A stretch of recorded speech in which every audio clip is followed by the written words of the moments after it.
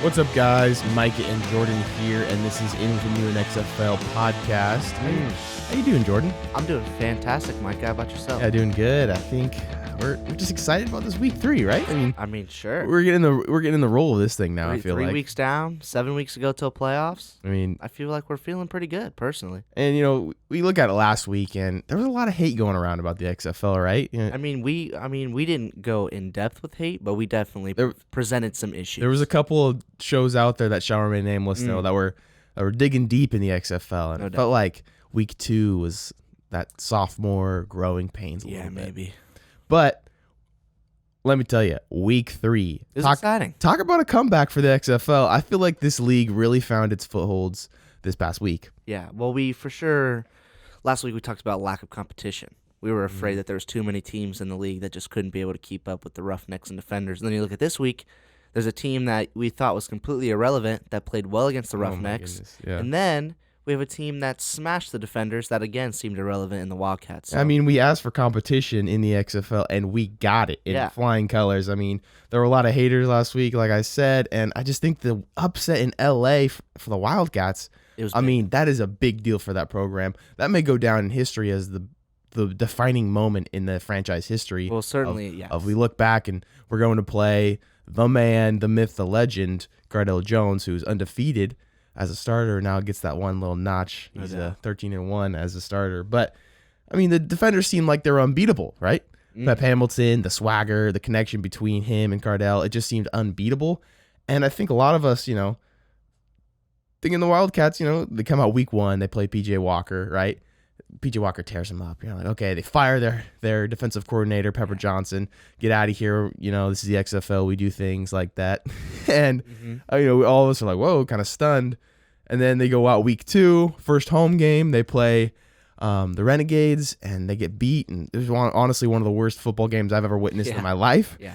And then week 3, talk about a change of tide for this team. I mean, people come out of the woodworks for this one. No doubt about it. And I think it just kind of proves something that the XFL has tried to exhibit in throughout their first 3 weeks is that they want to make sure that that us as fans know that any team is beatable. Oh, yeah.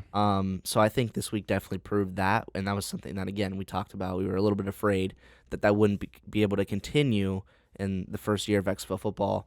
This week showed, in fact, every team can be competitive. It just comes down to execution. And realistically, every team besides the losing, obviously, as we mentioned, the Defenders did not play great. And then the Guardians were just Guardians trash. didn't play great either. Other than that, I think every other team executed basically to their potential. I like to shout out the Vipers, for giving. No doubt. Roughnecks, and they're no slouch. We've said that week in and week out. And the Vipers, being able to come out and put up a good showing, no doubt about it, is pretty good. Also, along with that, we talked last week, and again, it was another highlight towards week 2. The issues that surrounded the XFL was quarterback play. Mm-hmm. And this week, I think we kind of saw a lot of quarterbacks play to their potential, which was cool to see. Obviously, P.J. Walker does what he does. Oh, P.J. Walker. Landry Jones kind of had the same, outing as last week, but still pretty good. Yeah. And then also, we talked about Josh Johnson yesterday when we met for a discussion. He was fantastic. Oh, man. And then even Brandon Silvers or Cornelius on the Vipers, they all kind of had their moments this week. So there weren't too many bad quarterback playing teams this week. So. I think it's like we talked about last week where these teams, they only met about a month or 2 ago. And so you're still building that chemistry, you're still building the trust, the coaches. It's tough. Football is a tough sport to be able to produce a product. Really, any sport, be able to produce a product in that short amount of time. And when you finally get to start to see these connections, things are starting to click, starting to understand it better, and you're going to start seeing this better play. No doubt about it. And can we give some love to receivers? I made sure to write that down in the beginning because it was just an unbelievable production from a multitude of receivers around the XFL. 5 receivers caught for more than 80 yards, which was awesome. And I think it was 4 of them that caught for over 100.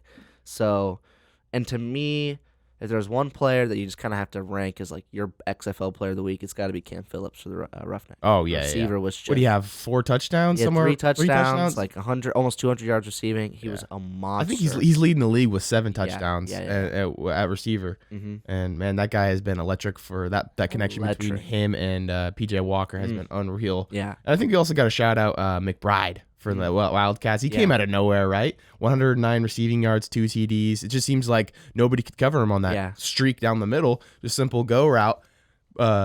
and Josh Johnson just tosses it right down to him, and then makes that contested catch. Of course, Spruce on that team. They got a good Spruce. receiving. Yeah. Good receiving. Well, we knew there. Spruce coming in was amazing, and Yeah. the defenders made sure to, kind of key on him. He was double covered a lot in situations, and McBride stepped up in a big way and being able to catch those balls and those tight windows and for TDs like they missed a week ago. Yeah. And this week they were just executing. Yeah, I think this week the moral of the story is that half the script was taken. There's still this part of the script that everyone's kind of like, okay, yeah, obviously the Roughnecks are great. The Guardians have their issues that they have to mend. But in terms of the Vipers being the worst football team in America, which was something I don't think a lot of people could have doubted, or professional football team in America. Yeah. And then all of a sudden they have, they played a pretty great game against the Roughnecks at home.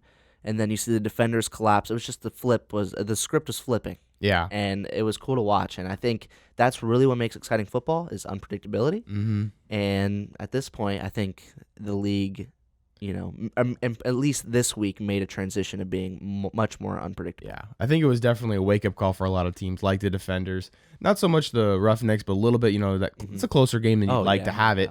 But a little bit of a wake-up call that, you may think you're good week 1, week 2, but these teams, they're going to keep grinding away, keep preparing, keep getting better and better and better every day, keep, stacking those bricks up, building that foundation for a team, and you're going to start seeing these guys play better football and coming for your throat, man. No doubt. What else do you want to talk about the social media before we get to game? Oh, yeah. I feel like it's pretty. Yeah. Something that's been a highlight for me is just, being on Twitter. And obviously, if you guys don't follow us, In With The New XFL podcast on Twitter, please follow us. Yes. But there are some pretty hilarious tweets out there.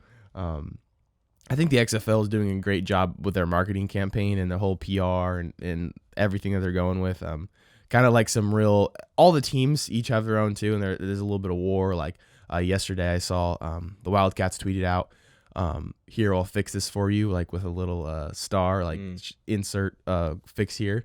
And it was Cardale Jones's 13-0 that they had. Our quarterbacks defeated 13-0. And they put 13-1, like with just a little bit of little asterisk, a little bit of trash talking on social media. I love it. I feel like you don't really see that in the NFL, right? It's much more professional. But I feel like out here, it's and when it does happen, free. It's like fantastic. I think fans really enjoy that part of any competitive, sport in terms of social media marketing. We love to see these teams kind of escape their professional standard and kind of jump into like the modern, trendy, humorous, Twitter trolls. Exactly. The whole 9 yards. Yeah. And the XFL, you're right. I think they've done a great job with that. Definitely engaging, with our social media page, inwiththenewxfl.com. Make sure, or .com, what am I talking about? In with the new XFL. Follow on Twitter. It's been great to see, just the engagement in general in terms of all the pages that are out there. And then I would like to mention, if you're an XFL fan, you probably know who Connor Folk is. He's like kind of like the head guy for the XFL News Hub, which is kind of like the biggest like media following the XFL has besides the league itself. And he's like the reporter for that and like the big guy. He's kind of like the Adam Schefter of XFL, or Ken Rosenthal of whatever. It's just he's like the main guy. Yeah. So, and I think he's done a great job. So, but yeah, I agree. I think in terms of social media marketing, it's been real fun to engage with, 100%. Oh yeah, I'm reading through some of these; they're pretty hilarious. That's good. Absolute trash talking on here, and a little bit of pettiness, but I think the fans like it, and they like that idea. Yeah, sure. You might as well be a little petty. Oh yeah. What's the fun in not being petty? Yeah. All right, do you want to get into these game recaps? Yeah, let's get into the game recaps. We'll see how much time that takes. I don't think it'll be too much, but let's go for it. All right. Yeah. First game, Roughnecks Vipers. I mean, let me just say this. At the start of our game recap, or like at the start of our predictions last week, I was like, if the Vipers win this game, I give up. Like, I won't do this podcast ever again. Like, I won't watch XFL football because I was just shredding the Vipers to its extinction in a way. And then all of a sudden, Cornelius just started throwing that first drive. I was like, whoa, a little quick game. He was looking on target. He had a lot of great throws this game. I'm still not terribly confident in Cornelius. Yeah, I was a little But- shocked when I saw him jogging out there to start the game. I was like, they still got Yeah. Cornelius? Well, and not to But- mention, like, if you Flowers came in, Quentin Flowers. Yeah. And he looked pretty good. I mean, he's flashed well. Yeah, And every week you're like, okay, they'll give him I'll his give him a chance. shot. Okay, they'll give him his chance. Okay, and it's Hasn't happened. But Yeah. he did score the first offensive touchdown, which Mhm. I was calling for since freaking week 2 of the league. I'm like, what the heck? This team's not scoring touchdowns on offense. And then Flowers finally got the job done for him. Just a quick yeah. option read, and he ran it in. I So think there's a lot of positives to look for the Vipers here in this one because you go in there, you play well against which is the best team in the XFL right now. Certainly. You got to come away with a little moral victory there. I No think. doubt about it. First game at home too. I thought the crowd Yeah. pretty good. Wasn't a big fan of the uniforms. A little too green for me. It was very green. Very, very green is what it is, though. It's kind of fun though. There was to me like, just looking back on this game, there was just so many great moments, and I think we kind of have to highlight some of those. Like Phillips had 3 touchdowns in the Phillips game, just but that first one was really, really awesome because it was more credit to PJ Walker than anyone else. But Walker was getting out of the pocket. It was going to look like he was going to scramble for a first down, cause the safety to fall for that juke and move forward, and Phillips was just wide open. So that was I was like a 60-something yard pass that was for a touchdown. So he was wide open. It wasn't like a tough play for him, but for Walker it was impressive.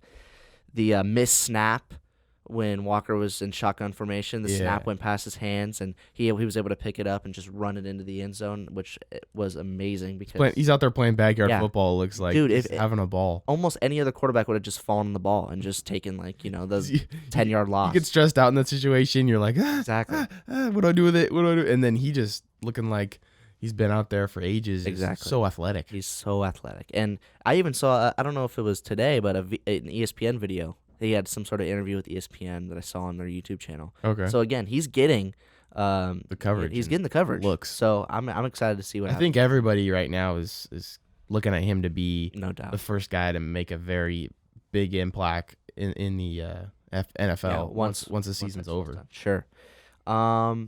Another play by Phillips. I don't know. I think he was running maybe a slant or maybe some sort of like post, but it was just kind of a quick pass to him, and he made people miss. He was about 10 yards from the goal line. Mhm. Just ran through a tackle, ran through another one, found it in. It's just like that guy is so athletic, so quick, great hands. Yeah, 8 receptions for 194 yards. Like 4 yards. it's almost that's That's like the entire monstrous. offense right there. That's monstrous. It's crazy. But he's been doing it all year too. Mhm. So he leads the league in receiving yards with 324. Second behind that Spruce with 256. Yeah. So he's got a pretty steady, first place spot there for Yeah. him. He's been phenomenal. As I mentioned, Flowers, he had some pretty good passes. It's weird when he throws. When I was watching him throw, it seemed like he was throwing not like bullets, more just like little lobbers. Yeah. But he was able to find some holes in the coverage. He looked pretty good. I think eventually, we keep saying it, but they got to give him a shot to at least start in a game. Yeah. I don't know. It's tough because you had a little bit of success with Cornelius. He did have 193 yards, 1 TD, 1 interception. Yeah. But it's tough when you're in that situation. You're just trying to figure out who your guy is. And it's like, okay, maybe we could try something else because we are 0-3 now. But we also want to build some continuity here and build some trust and build some type of confidence in one guy. So I wouldn't be surprised if Cornelius comes out again for the Vipers, but it's still going to be tough. I think if he loses another game for them, if they don't get a win here in week 4, then I think definitely Flowers will come out or come in. I mean, no doubt it's starting to get to must-win situations for them pretty soon. So they're going to have to figure out a quarterback. Got to get that $2,000 bonus each player. There we go. Exactly. And then another moment that was great, that was kind of viral on Twitter was when the Vipers scored a touchdown. They were doing the campfire celebration, Oh yeah. and the Roughnecks guy just took the ball, and said, "Nope, not happening. Nope," which I thought was funny. Yeah. But yeah, it was a very, very close game. The final score ended up being 34-27, so it was only a 1-score game. Yeah. The Vipers actually had the lead entering the fourth quarter, which I was watching. I was like, this is bananas. I don't know what happened. They just flipped the switch. But at the end of the day, they just couldn't stop PJ Walker. It's been the narrative for 3 weeks now. Who can? Anytime again, we talked about it so many times. Any quarterback like that's so hard to cover. Because if you apply pressure, he's going to get out of the pocket and make magic happen. Yeah. If you give him too much time in the pocket, he's just going to make magic happen with his arm. That's just how it is. Slice you up in the pocket. He's a monster. He can be a pocket passer. He can be an on-the-run passer. He can be a running back. He can be anything right now. So, and I think that's, of course, we've been talking about it forever, but that's the narrative of the new NFL quarterback. Sure. And he's looking like he might just fit right in with some team. It's exciting. I'm excited to see what else he does for the rest of the season. Undeniably, especially after Cardale Jones' performance last week, he's the undeniable MVP at this point. Yeah. So I'll be excited to see what he brings to continue the Roughnecks season. Yep. Anything else you want to add to that game? No, I think that's it. Move on to Dallas versus Seattle. Yeah. This is another close one. It was another close one. I wouldn't say it was as entertaining as the Houston-Tampa game because the offenses, again, weren't on point throughout the whole game, but it was a close game. Yeah. And you got to give it to the Renegades. They're finding a way to win. I think Artis Payne has been a really good back for them. He had 80 yards and a long run of 31. So a big breakaway speed right there and big play. Jones had 274 yards passing. He got 3 TDs, 2 interceptions. So he's had some trouble with giving the ball away a little, especially in the first quarter. The first half, he just didn't look on at all. So I think he's probably gonna get better. You hope, but he's the best they got for sure. No doubt, he's the best they have. I don't think they're gonna call the name of anyone else. They're gonna stick with Landry at this point for sure. Yeah, I kind of agree with you in the sense that the Renegades do have something there in terms of offense. I think that they have Landry Jones, which they hope to build around, but Artis Payne and Lance Dunbar. Yeah, that's like a double-headed monster especially for the XFL in the running back position. Oh yeah, both big names too. Big names, yeah, that can potentially again make an NFL run eventually at some point. Yeah, of course, Artis Payne, he was on the Carolina Panthers for a while, but yeah, I believe Dunbar was in the NFL too. Before. So those experienced backs. And I think once the offense gets clicking, like this is going to be a really tough team to beat. It's all on offense right now for sure. I thought the defense did fairly well, despite a few hiccups, here and there. But when it came to clutch time, they stopped Seattle's offense when it mattered most for sure. And I think continuing with your theme of receiving is Cram. He had 101 yards, long of 65, 2 TDs. He's looking big right there. Apparently, they talked about, I remember them mentioning in the commentary that he just came back from injury, and he's just a big tight end. Oh, yeah, big body. I mean, you'd love to have any of those, on the field. Yeah, especially when they can go for 65 yards on a play. One reception. That's 2 touchdowns for him. Big time. He was phenomenal. I think Landry Jones might have a new favorite target in him for sure. Yeah. But yeah, I really do believe that Dallas will eventually make a run, and I think they're going to be a tough team to beat once the playoffs come around for sure. Especially when you hold a team to 12 points like that. That's great on defense for them. Yeah, there is one play I want to highlight, and it might have been my favorite play of the week because it was just so bonkers. Kind of highlighted the double forward pass, which we actually saw quite a bit of this week. Yeah, I saw a few double forward passes. People are starting to get a little innovative. Yes, no doubt about it. But this one was an accidental. Jones's ball was batted out of the air, and somehow it ricocheted off of 3 people, and it landed right back into his hands. And in the NFL, I was even watching. I was like, oh, well, you got to run. But when in the XFL, you can throw it again. And he found a wide open target, so it was just it was just the funniest double forward. Yeah, I think it's the best when you look at it and you just think it's some type of backyard football type play, and you're like, was that scripted or was that real? Watching that's that just doesn't seem legal, but it's something you always have to. Yeah, what you can do that? Yeah, it's hilarious. But other than that, and I talked about in the first half, I feel like Brandon Silvers had probably the best half of his career in the first half of this game. Mm-hmm. I feel like he was really, really on point. He didn't throw that interception until a little bit later, and he's been a little bit prone to throwing interceptions from around the game. But I thought overall it might have been his best game of his XFL career. It's just he couldn't get the offense rolling at the end of the game, which was kind of the downfall for the Dragons at the end of the day.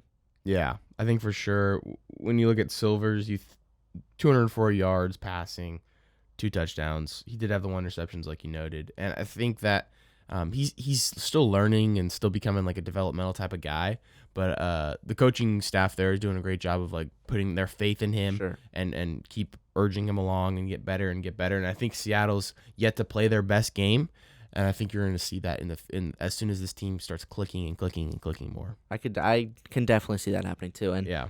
I think you're spot on with that in terms of them not losing faith in him. Yeah. And I think that's important too, because obviously that reciprocates with the team as well. The team's going to hold their faith in him moving forward also, if the coaches are.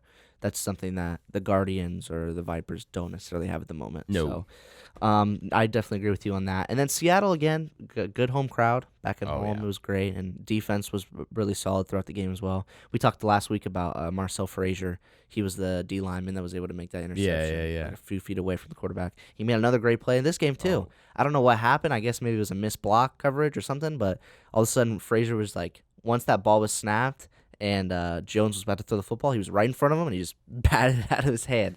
So I was like, this guy's getting like highlight defensive plays every week. It's fun to watch him play. Yeah, I think that's a big thing too. With something I noticed in the XFL as opposed to like the NFL is pass rushers, right? People who can go get the quarterback. Yeah. And I think because we still only have a high from week 1 of the safety from the Guardians who had that 2-sack performance. That's been the best of the best yet. Yeah. So we got to find ways on defense for these guys, and I think that's where you're seeing a little bit of talent drop off from the NFL, is because if you can get a guy who can rush the passer well, boom, he's immediately going up, because that's what teams need at that level. And I think that if some of these teams can start developing some of these pass rushers and these players can keep getting better and better and better every week, that's where you're going to start seeing a lot of that turnover to the NFL of these players who can just rush the passer really well, and these defenses can start getting better and better and better. You're definitely on board with that in terms of talent wise. The lack of defensive talent in the XFL is pass rushers. apparent. Not only honestly, if you look at like the leaders in tackles, the top 5 just have over 15. Yeah. So it's like, I don't know if that's like a very general tackle, like maybe it's just solo tackles. If that's the case, then that's pretty impressive. Yeah. But I'm assuming it means total yeah. tackles. So, and then, you mentioned sacks. A few players only have 2, but no one has more than 2. And then interception-wise, there's only one player with 2 as well. So there's definitely, which again, it's so funny because we talked last week how offense might be the problem because it's just not really clicking. But I don't know. What 1 week can change, huh? Yeah. We're talking about different tale of 2 weeks right there. Yeah, but overall, Renegades, Dragons, I don't know. I think the Renegades are going to make a push, and I think the Dragons are kind of one of those teams that might be able to sneak into the playoffs. But I agree. I think if they continue to mold that team, that the Seattle Dragons are going to be good entering the playoffs for sure. All right, next game. Battlehawks Guardians. This is actually this was a pretty fun This was game a to fun watch. game to watch for me because what did we see? We saw our very first. Yes. It was history in the making. Oh, man. Kickoff return for a touchdown. Yep, that's We've what it been was. waiting this whole time for this because we thought it's probably going to be so much easier to get a kickoff return for a touchdown. Yeah. We had to wait till week 3 to see it, and we had to wait, and it wasn't just a simple, It's take trickery. it, running it through. That's what I was saying this whole time. Like, we You got said to it. find a way to have trickery, some type of thing to be able to do it. And Micah, you said it week 1, and when we talked about kickoffs, I remember. We were like, this is going to be an innovative way that the NFL might be able to bring this in and change the kickoff system for them. And then you said it also leads to more creativity. And I immediately thought of that when I saw that play. I was like, my boy Micah with the... I think we saw it was amazing that they did that, but it was all over the XFL. A lot more creativity. Sure. The rules give you opportunity to be way more creative on offensive plays. Yeah, no doubt. And I think the Battlehawks, that whole end-around sweep was just super cool. Oh, it was awesome to watch for sure. And it was also, to me, like, immediately what hit me watching this game was that St. Louis crowd. Oh, obviously they were amazing. And, obviously they mentioned it in the thing. They haven't seen professional football in 4 years when the Rams moved to L.A. from St. Louis. So they've been waiting a long time for this. They came out in full force, and it was pretty cool to watch. It felt real. Like when I was watching it on TV, it felt like, oh man, this is legit. And unlike the Vipers, I loved the Battlehawks home uniforms. Those home uniforms, the royal blues. That might have. I was about to tweet it out too. I was like, they might just be my new favorite uniform. The royal blue looked amazing. I totally agree. And then in terms of just the football team in general, aside from the special teams part, which obviously they had the edge throughout the entire game. They even got that blocked punt sometime within that game. So no doubt there. But then I think the offense definitely fed off that energy, and they just right away said, we're going to play smash face football, and we're just going to run the ball. Yeah. And they basically just dominated with, the run game the entire time. That's been the whole face of what the Battlehawks have been doing. I mean, 100%. Jones is he's the leading rusher in the XFL right now. He is, yeah. 95 yards this past week.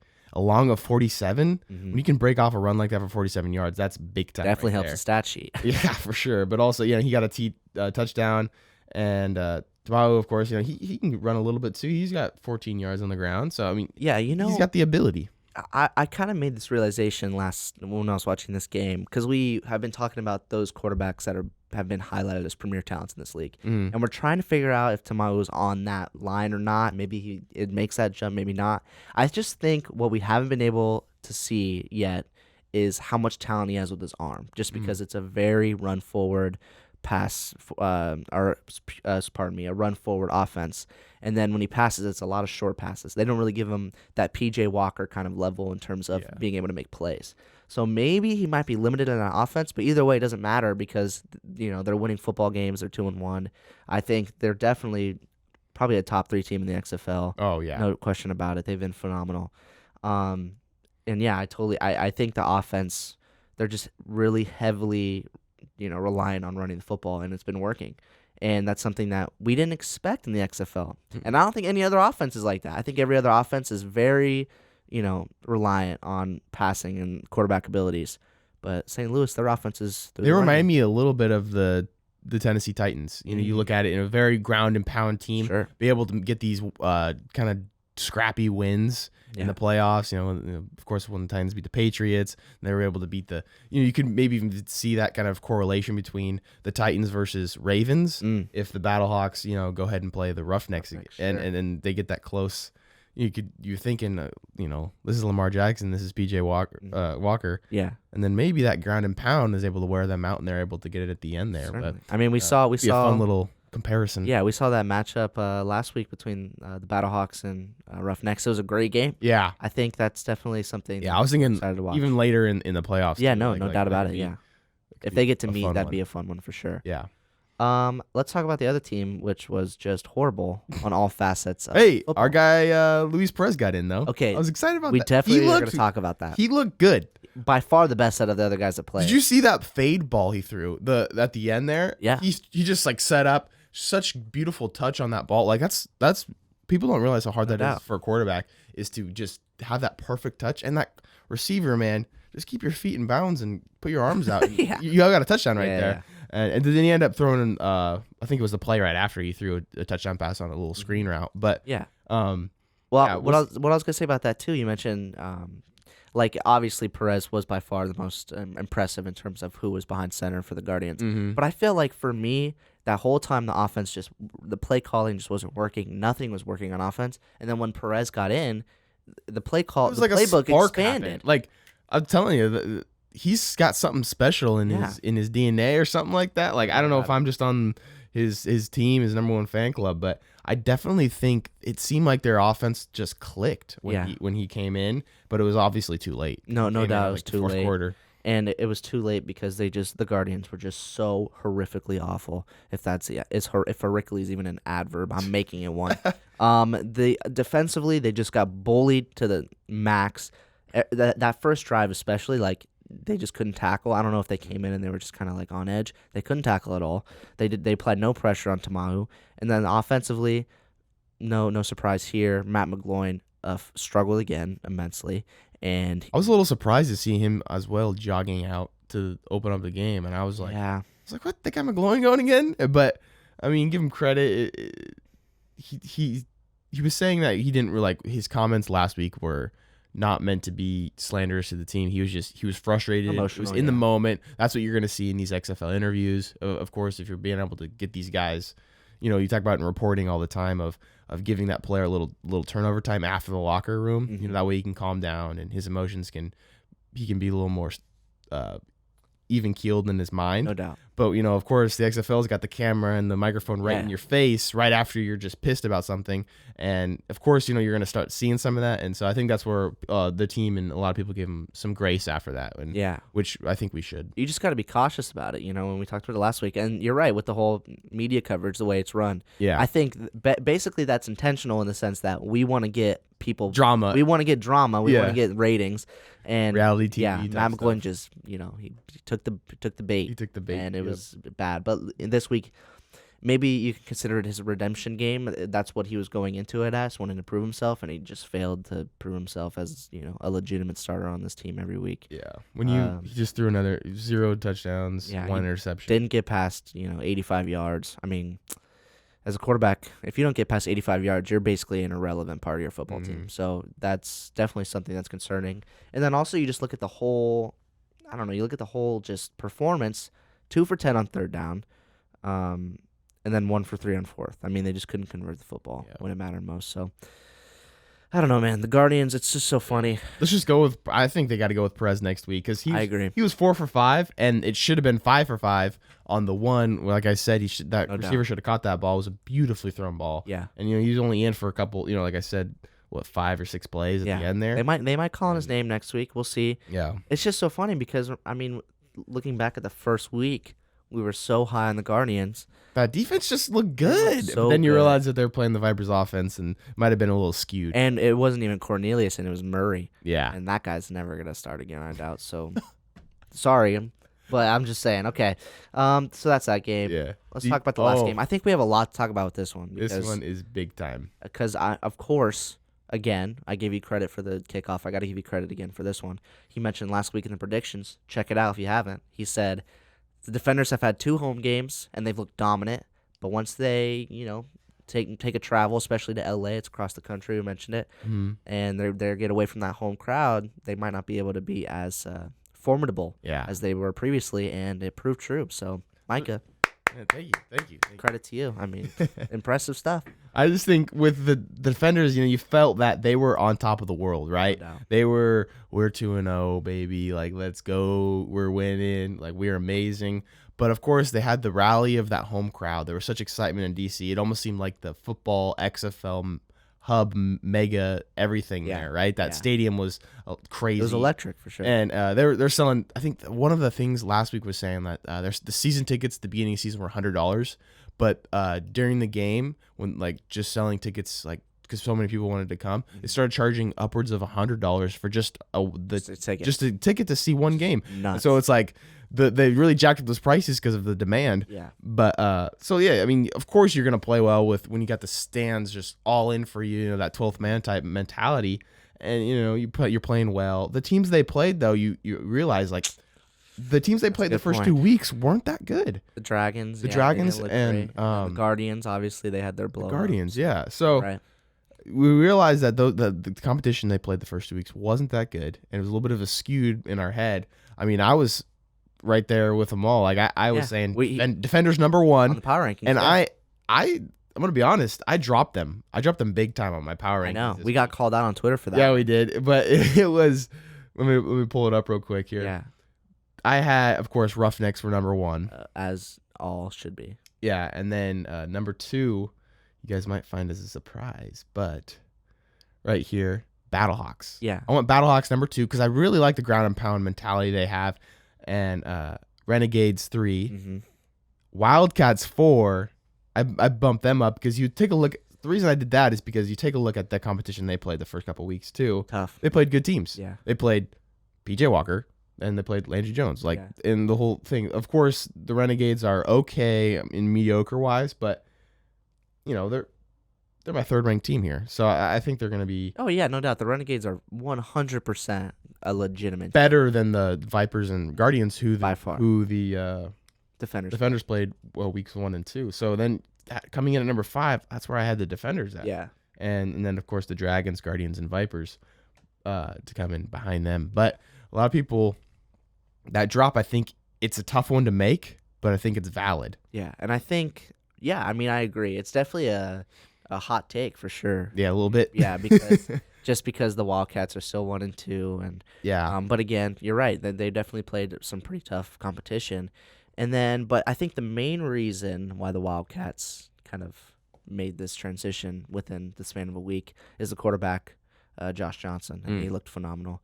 And you were talking to me about how you have a teammate who played with him in San Diego State. Oh, San Diego University. San Diego. Or was it whatever? It was. Yeah. And how he noticed that there's a lot of potential for Josh Johnson. Yeah, he got all the intangibles, right? Mm-hmm. He's a guy who can make every throw on the field. He's got legs, being able to run as well. And when he's able to just not have to be worried about a certain situation or learning a new offense and when he finally it clicks for him, he is that electric player. And so I think you look back a week ago and he's, it was his first game starting, coming out, still kind of learning the ropes, I think, on offense. And he was, didn't look too good. But then coming this week, another week under his belt, another week of feeling more comfortable, and just, man, you could see the amount of potential he has and what he was an NFL quarterback at one point. Certainly. I mean, 18 for 25, 278 yards, no picks, which we haven't seen a lot. No picks is... We haven't seen a lot of that in the XFL. That's the tale, man. Turnovers is what loses you games. Yes, no doubt. And then, obviously, the 3 touchdowns. And then, yeah, he has a lot of great pieces around him. We talked about McBride. McBride did have that one drop pass in the end zone, just kind of a bummer. Yeah. He just didn't extend his arms far enough. But he was phenomenal that game. Nelson Spruce. There's no doubt. I think Josh Johnson, are you a little concerned? Because I think in terms of rushing the football, the Wildcats might be the worst because they just don't run the ball a lot. And I don't know if that's Moss's call or... They tried last week. They were running the ball a lot, and I think they got away from that a little bit this last week because it just wasn't working for them. I don't know if it's offensive line or what, but obviously we saw a new running back this week because of all the woes last week, like a bunch of fumbles. Yeah, and stuff. Dude, we saw 6 running backs get a carry. Yeah, and Carter too. Gotta shout that guy out. He got 3 touchdowns this week. Yeah, he had 34 yards rushing, which isn't a ton, but he still had 2 TDs, but also catching the ball out of the backfield. What do you have? 41 yards. 41 yards, 3 receptions, and a TD. Yeah. So that's 3 touchdowns, and he's just kind of that all-purpose back. And you heard the coaches talk about him on ESPN there during the game, and they looked to him as kind of that addition, a little 1-2 punch. You got Spruce, and then you have him out of the backfield. They really like that combination of offense. Yeah, no doubt. And I think, spot on. I'm a little bit afraid for Johnson in the sense that maybe, having it be too pass reliant is going to be an issue for him. And then also, I don't know how many games he's going to have where the defense gets 4 interceptions and it just places him perfectly on the field. That's what I'm saying. Time. Yeah. It's going to be tough. We're going to see, obviously, I think the deciding, result will be next week when they play, and we'll get to see possibly a more evenly, contested matchup. But yeah, you got to shout out that XFL Wildcats defense. Goodness gracious, 4 turnovers. That's a big deal.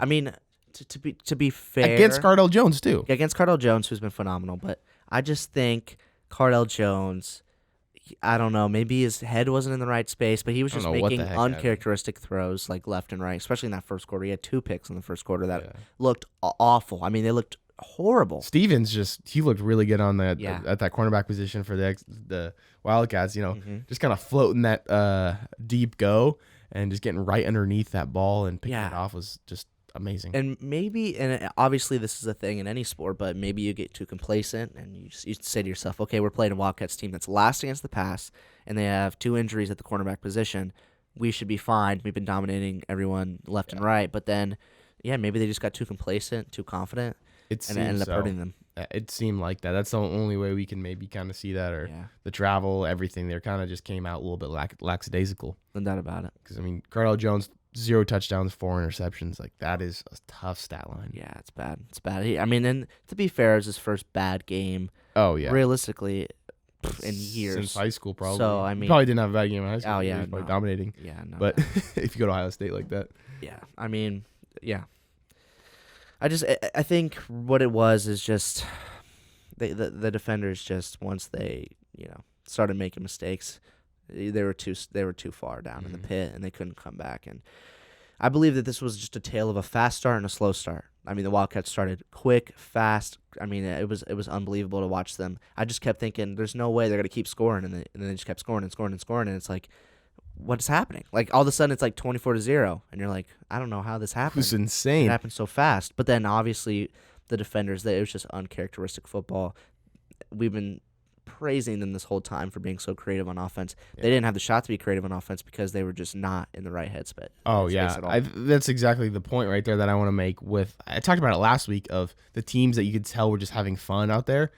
Teams like the Roughnecks and teams like the Defenders. Yeah. They just looked really like they're having a good time. Like Pep Hamilton calling the triple 360 throws, these crazy type passes and double forward passes. We're going for 3 type things.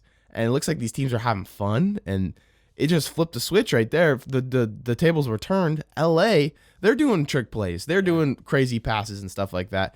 And that produces like a fun atmosphere on the sideline when you start seeing that stuff and the picks and everything rolling for them.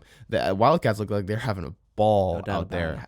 And they needed it too after those 2 rough weeks. I mean, just absolute, that must have just felt such bliss, on the sideline there. You're just like, we finally just get over this hump. We beat, arguably the best team in the XFL, everybody thought. Yeah. But it was great from them. It was great for them, and I that's all you can really say. I feel like we didn't really mention it a lot, but throughout this week, I feel like there was a lot more point after touchdown, like the point after touchdown conversions. There was a lot more this week than usual because sometimes they don't really work out too well. And we saw a few 3-point ones in that Houston Tampa Bay game, which we've been calling for since the beginning. Yeah. I feel like these teams should start going for the 3-point after touchdown plays.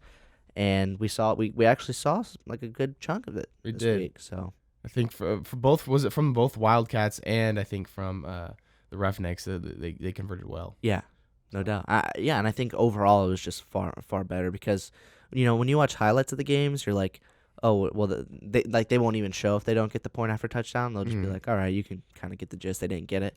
But this week I saw a lot more of them, and I was impressed for sure by that. We didn't really get into that much, but yeah, overall, offenses started to execute more, which we've been calling for since the beginning. God bless. Thank the Lord. And now we're set. Week 4 is coming up. We'll get into some predictions right now. Yeah. So we'll see what happens. I think it's gonna be a good week. Looking at the schedule, I'm pretty excited to see what happens. But to start Saturday, 2 p.m. Eastern Standard Time, which would be 12 on Pacific, or 11. I think it's 12. 12. Wildcats Guardians. Wildcats Guardians. It's like the tale of highs and lows after week 3. Yeah. Coming into this game, LA is having to travel across the country. Yeah. I'm sure they've got some type of plan scheduled out to where maybe they'll get out there maybe a day or 2 early. Sure. That way they can just get acclimated. It's colder. It's going to be a colder game. I think it's going to be about in the 37 degrees around that in New York. To see Johnson playing that. Yeah. So that'll be a bit of a weather shock factor for these guys because, I went to the past 2 games have been absolutely perfect football weather. Yeah. Like the sun's out, the sky's blue. It's like a cool 70 degrees. And you're just like, oh, you cannot play in any better weather than this. So that'll be a bit of a factor, but I think the Wildcats, they have something going for them right now, and I think the momentum, and I don't think they're the type of team right now to get complacent because I think the coaching staff and everybody's looking at, hey, we're still 1-2. Exactly. And so there's not a time to get complacent. We did just beat a great team, but now is the time to put our foot on the gas and go run over these Guardians. I totally agree with you. I think the Wildcats will win as well.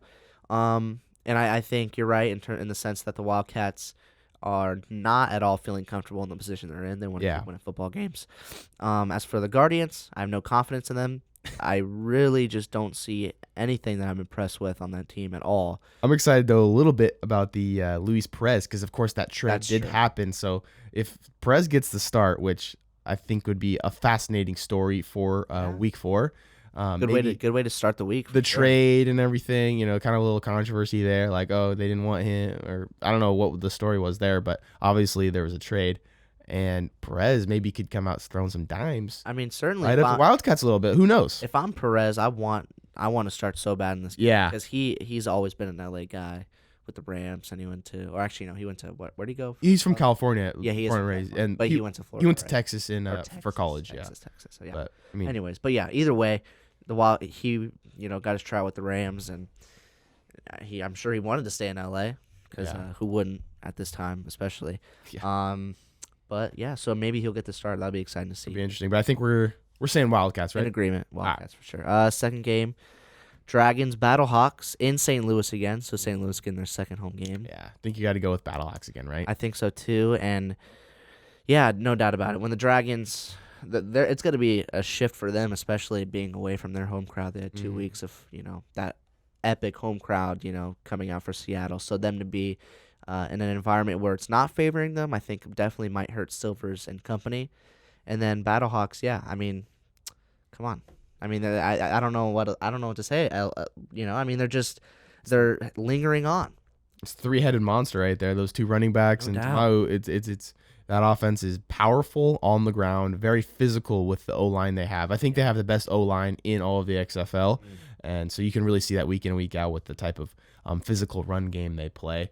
Now the Dragons, I keep holding out for them. I think there's a good team there.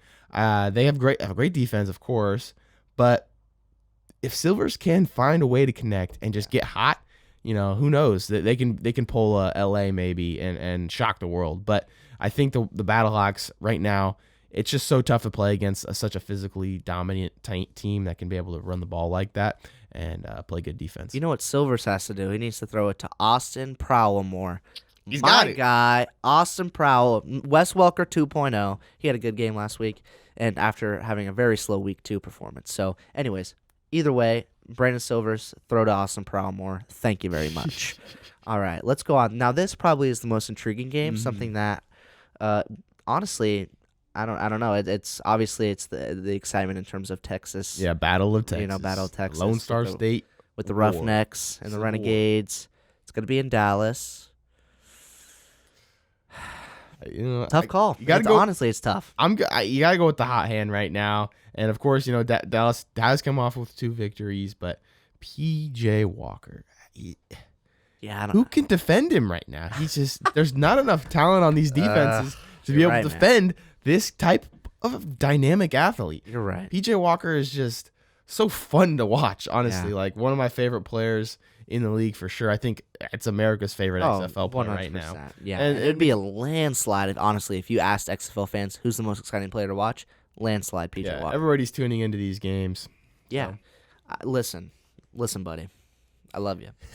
But I just don't think we can have the same picks. I mean, yeah, Wildcats we agreed on, Battlehawks we agreed on. I'm going to go with Dallas. You're going And against your own team. I know. Your own team. I love I've been a Roughnecks fan since week 1. I gotta Since day one. since day one. He's been there through thick and thin. Before man. this podcast was even an idea, I said I'm a Roughnecks fan. We're looking at fan gear Through and online. through. We were. We were like, they're Ugh, I sold wanted- out of that hat. Yeah, I though. wanted to get one of your sweet hats. Dude, I the got this at the Roughnecks stadium. version. So yeah. Yeah, so I don't know though. I mean, obviously I don't want to go against my team, but I could 100% see, Dallas hosting a really solid game, Houston coming in. They didn't do too great. I mean, obviously they did, but it was against the Vipers. They could have done a much better job, at least you would think. But it was in Tampa. Now they go to Dallas. I don't know, man. I think the Renegades, I like the Renegades a lot. I really do think once they find some momentum. I mean, they were expected to be the best team of football in the XFL. We talked about it 1,000 times. So maybe that narrative shifts Mm-hmm. this weekend. We'll see. But I'm going to go with the Renegades. It's a risky pick. Hot take. Hot take. I'm man. going with it. It is a hot take. One final game here with Hey, the Defenders. I'm gonna go with my own hot take. Okay. Oh. I'm going Vipers. I think Mike. the Mike. That's crazy. All right. Vipers. Okay. At it's home. DC versus the Vipers. They're Yes. at home. I think the whole team's gonna be on edge. They have lost that week to They week have 1 and lost. 2 swagger. Yeah. And that swagger and that confidence and the funness that they were having, they're gonna in the back of their head, they're like, oh my gosh, they're gonna be a little tight, Yeah. a little bit of tightness going on. Holy smokes, we just got embarrassed by LA.